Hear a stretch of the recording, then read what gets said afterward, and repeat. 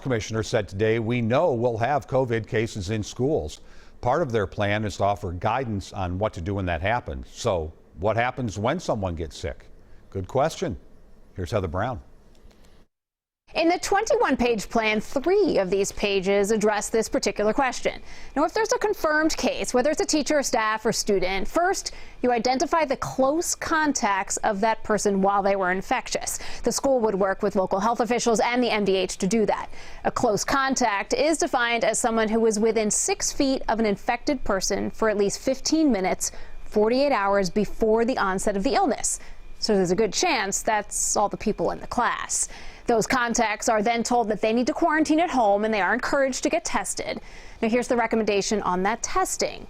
The close contact should wait until they show symptoms or 5 to 7 days after they were exposed to the person with COVID. You want to guard against a false negative. And if they do test negative, the contact still needs to stay quarantined for 14 days. Some people get sick at the end of the incubation period.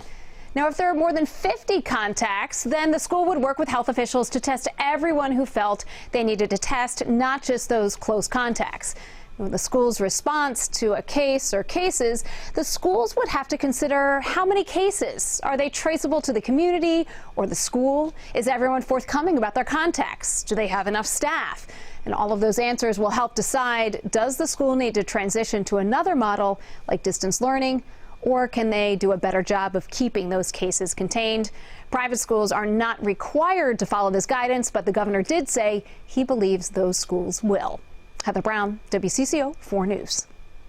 The health department says contacts of the close contacts, which could be a parent or sibling, don't need to quarantine.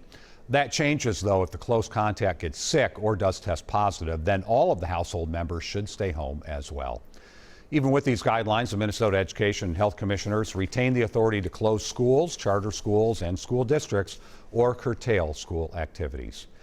We know you'll have a lot of questions about the back-to-school plan. Send us your questions on video through Facebook or Twitter, and we'll do our best to answer them.